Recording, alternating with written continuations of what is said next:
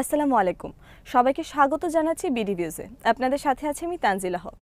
সিরিয়ার স্বৈরশাসক বাশার আল আসাদ পালিয়ে যাওয়ার পর পুরো পরিস্থিতি এখন নতুন রূপ নিয়েছে। সিরিয়ার সংকটে নানাভাবে জড়িত গুরুত্বপূর্ণ তিন শক্তি হলো তুরস্ক, ইরান আর রাশিয়া। সিরিয়া পরিস্থিতির অবনতি ঠেকাতে এর আগে তিন দেশ বাশার আল আসাদ আর বিরোধী গ্রুপগুলোর মধ্যে সরাসরি সংলাপের আহ্বান জানিয়েছিল। রাশিয়া জানিয়েছে আলোচনার মাধ্যমে ক্ষমতা হস্তান্তরের পথ তৈরি করে বাশার আল আসাদ রাশিয়ায় আশ্রয় নেন। সিরিয়ায় বিদ্রোহীরা যে ক্ষমতা গ্রহণ করতে যাচ্ছে এই তিন দেশ মনে হয় আগেই বুঝতে পেরেছিল। কাতারের দোহা ফোরামের ফাঁকে বৈঠক করেছেন তুরস্ক, রাশিয়া আর ইরানের পররাষ্ট্রমন্ত্রীরা। সিরিয়ায় বিরোধীদের উদ্দেশ্যে তারা আহ্বান জানিয়েছিলেন যাতে তারা লড়াই বন্ধ করে এবং সিরিয়াকে একটি সমন্বিত ও ঐক্যবদ্ধ দেশ হিসেবে টিকিয়ে রাখে। বিস্তারিত থাকছে হায়দার সাইফের প্রতিবেদনে।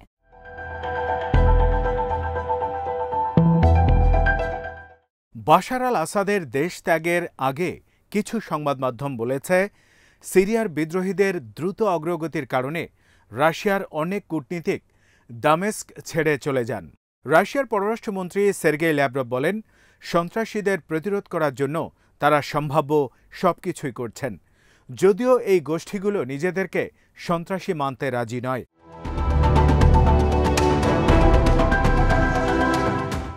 তিনি আরও ইঙ্গিত দেন, বাশার আল আসাদ যাতে তুরস্কের সাথে সম্পর্ক স্বাভাবিক করার চেষ্টা করে সেজন্য তাকে বোঝানোর চেষ্টা করা হবে। আঙ্কারার একটা দাবি ছিল, কুর্দিশ বাহিনী যদি উত্তর সিরিয়াকে ব্যবহার করে তুরস্কের ভেতরে হামলা করে তাহলে তুরস্ক সেখানে হস্তক্ষেপ করবে। তাদের এই দাবির ব্যাপারেও সিরিয়াকে একটা সিদ্ধান্তে আসতে হবে। রাশিয়ার এই উদ্যোগ শেষ পর্যন্ত কাজে আসেনি, ততক্ষণে বিদ্রোহীরা দামেস্কের উপকণ্ঠে পৌঁছে যায়।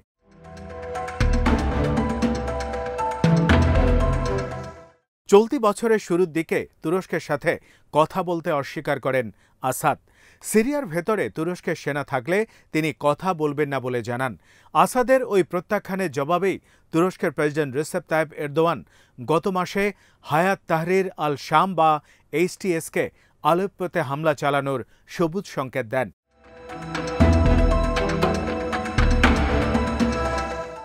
আসাদের ২৪ বছরের শাসন আগেই নড়বড়ে হয়ে পড়ে। কুর্দি ইস্যুতে তুরস্ককে ছাড় দিলে পরিস্থিতি হয়তো ভিন্ন রকম হতো। আঙ্কারা দাবি করে আসছে, যুক্তরাষ্ট্রের পৃষ্ঠপোষকতায় যে সিরিয়ান YPG গ্রুপ তৎপরতা চালিয়ে আসছে, YPG আর তুরস্কের কুর্দি গ্রুপ PKK আসলে একই সংগঠন। সিরিয়ান ডিফেন্স ফোর্সের মাধ্যমে এই গোষ্ঠীর বিরুদ্ধে লড়াই করে আসছে তুরস্ক।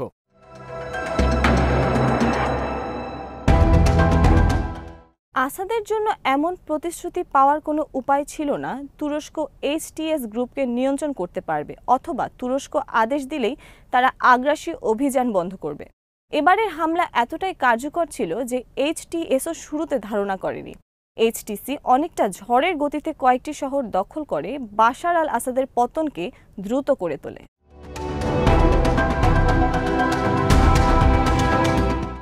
রাশিয়ার পররাষ্ট্রমন্ত্রী ল্যাভরভ বারবার বলেছেন, HTSকে জাতিসংঘ ও যুক্তরাষ্ট্র উভয়ই সন্ত্রাসী সংগঠন হিসেবে তালিকাভুক্ত করেছে।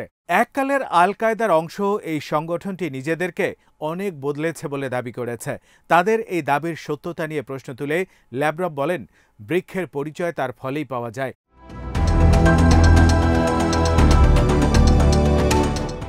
যুক্তরাষ্ট্রের নাম না নিয়ে ল্যাভরভ বলেন, ভূ রাজনৈতিক উদ্দেশ্যে বিরোধী গ্রুপগুলোকে ব্যবহার করা হচ্ছে। আমরা এতদিন যা করে এসেছি সেগুলোকে দমনের জন্য এই আগ্রাসী অভিযানকে আরও উস্কে দেওয়া হয়েছে।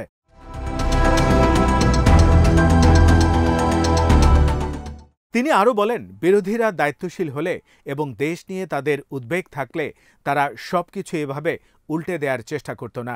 তিনি আশঙ্কা প্রকাশ করে বলেন, এখানে যদি রাজনৈতিক শূন্যতা সৃষ্টি হয় তাহলে ২০০৩ সালের ইরাক ও ২০১১ সালের লিবিয়ার মতো বিশৃঙ্খলা এখানেও সৃষ্টি হবে।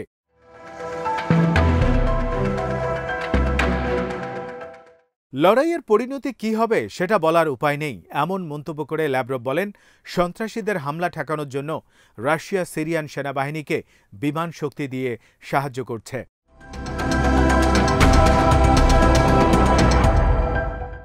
সাবেক সোভিয়েত ইউনিয়নের বাইরে রাশিয়ার অন্যতম বৃহত্তম সামরিক ঘাঁটি রয়েছে সিরিয়ার মেইমিমে, আর তার্তুসে রয়েছে অতি গুরুত্বপূর্ণ নৌবন্দর। এই দুটি নিয়ন্ত্রণ ধরে রাখার জন্য রাশিয়া তাদের সব চেষ্টাই করবে, কিন্তু বাশার আল আসাদের পতনের পর রাশিয়ার এই চেষ্টা সফল হওয়ার সম্ভাবনা একেবারেই কম। সিরিয়া থেকে রাশিয়াকে হাত গুটিয়ে নিতে হবে, এজন্য তুরস্কের সাথে বোঝাপড়ায় আসতে হবে।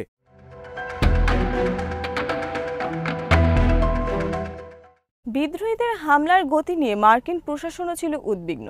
শুরুর দিকে এই মার্কিন কর্মকর্তারাও বলেছিলেন যে তারা এখনও বাশার আল আসাদকে আলোচনার প্রক্রিয়ার অংশ হিসেবে দেখতে চান, কিন্তু বিগত সপ্তাহ দুয়েকে বারবার দেখা গেছে সামরিক অভিযানের গতি দেখে কূটনীতিকরা খেই হারিয়ে ফেলেছেন। এই সংঘাতে কোনো অবস্থান নেবেন তা ঠিক করতে হিমশিম খাচ্ছেন তারা।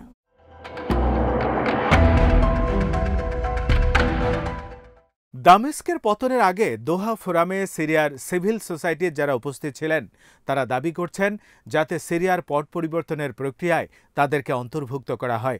তারা বলছেন শুধু আসাদ নয়, বরং আসাদ সরকারের পুরো গোয়েন্দা কাঠামোকে বিলুপ্ত করতে হবে। সিরিয়ার সব পক্ষের প্রতিনিধিদের নিয়ে একটা অন্তর্বর্তীকালীন সরকার গঠন করতে হবে। এই সরকার দেশকে জাতীয় নির্বাচনের দিকে নিয়ে যাবে। আসাদ সরকার এই দাবি সবসময় নাকচ করে এসেছেন।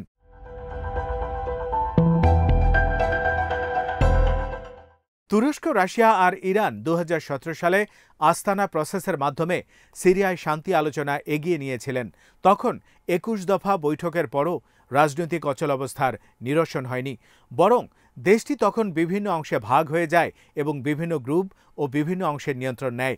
2 সপ্তাহ আগে সেই মানচিত্র বদলাতে শুরু করেছে।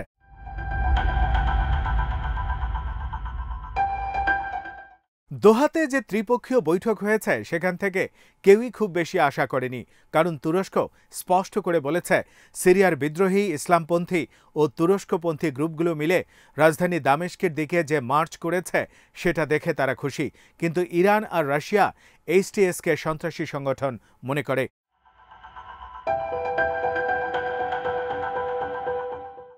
দোহা সম্মেলনের আগেও নানা কূটনৈতিক বৈঠক হয়েছে। ইরানের পররাষ্ট্রমন্ত্রী আব্বাস আরাকচি চেষ্টা করেও তুরস্ককে বোঝাতে পারেননি। তিনি বলেছেন একটা বিপজ্জনক ক্ষমতার শূন্যতা সৃষ্টির ব্যাপারে তুরস্ক যে সহায়তা করছে সেই শূন্য স্থানে সন্ত্রাসীরা জায়গা করে নেবে।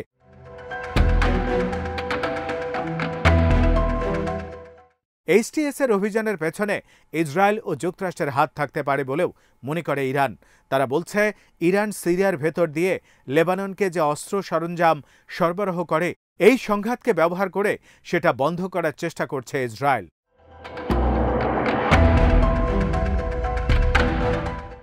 ইরানের পররাষ্ট্রমন্ত্রী আরাকচি ইরাকি নেতাদেরকে বোঝানোর চেষ্টা করেছেন যাতে তারা আসাদকে রক্ষার জন্য সামরিক হস্তক্ষেপ করে, কিন্তু সেখানেও তিনি ব্যর্থ হয়েছেন। আসাদকে রক্ষার জন্য এখন কতটা কি করা সম্ভব সেই সিদ্ধান্ত এখন ইরান আর রাশিয়াকেই নিতে হবে।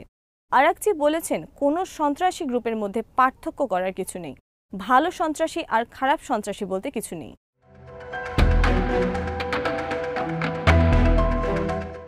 এইচটিএস নেতা আবু মোহাম্মদ আল জোলানির উপর এরদোয়ানের কতটুকু প্রভাব আছে সেটা সুনির্দিষ্টভাবে জানার উপায় নেই। মিডল ইস্ট ইনস্টিটিউটের চার্লস লিস্টার বলেছেন এইচটিএস নিজেদেরকে আন্তর্জাতিক জিহাদি আদর্শ থেকে সরিয়ে নেওয়ার যে দাবি করেছে সেটা 8 বছর আগের কথা, কিন্তু এই সংগঠনের মধ্যে রাজনৈতিক কর্তৃত্ববাদী আচরণ এখনও রয়েছে।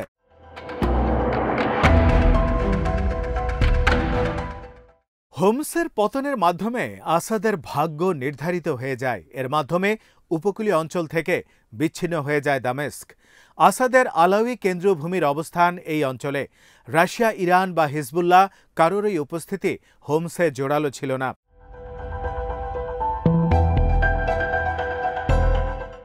অন্যদিকে সিরিয়ার সেনাবাহিনী বিভিন্ন ভাগে বিভক্ত হয়ে গেছে এবং ভেতর থেকে ক্ষয়ে গেছে। লেবাননে নিযুক্ত মার্কিন রাষ্ট্রদূত আমোস হোসেইস্টেন বলেন, লেবাননে হিজবুল্লাহ দুর্বল হয়ে পড়ায় তার প্রভাব সিরিয়াতেও পড়েছে।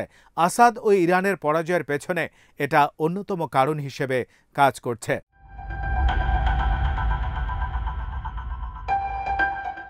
ইরান তুরস্কের বিরুদ্ধে বিশ্বাসঘাতকতার যে অভিযোগ করেছে আঙ্কারা সেটা মানে না, কিন্তু সিরিয়া নিয়ে তাদের কী ভাবনা সেই ব্যাখ্যা দেওয়ার জন্য তাদের উপর চাপ বাড়বে। এইচটিএসকে তারা সিরিয়ার গ্রহণযোগ্য ক্ষমতাসীন শক্তি হিসেবে দেখে কিনা সেই প্রশ্নের জবাবও তাদেরকে দিতে হবে।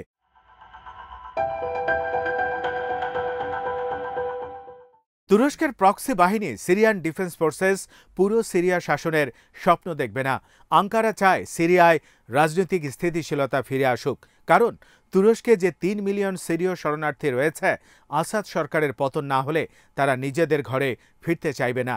এই শরণার্থীদের ফেরাতে ব্যর্থ হওয়ার কারণে দেশের ভেতরে চাপের মধ্যে আছেন এরদোয়ান। এখন তিনি প্রায় এককভাবে দেশের পররাষ্ট্র নীতিকে এগিয়ে নেয়ার লড়াইয়ে নেমেছেন।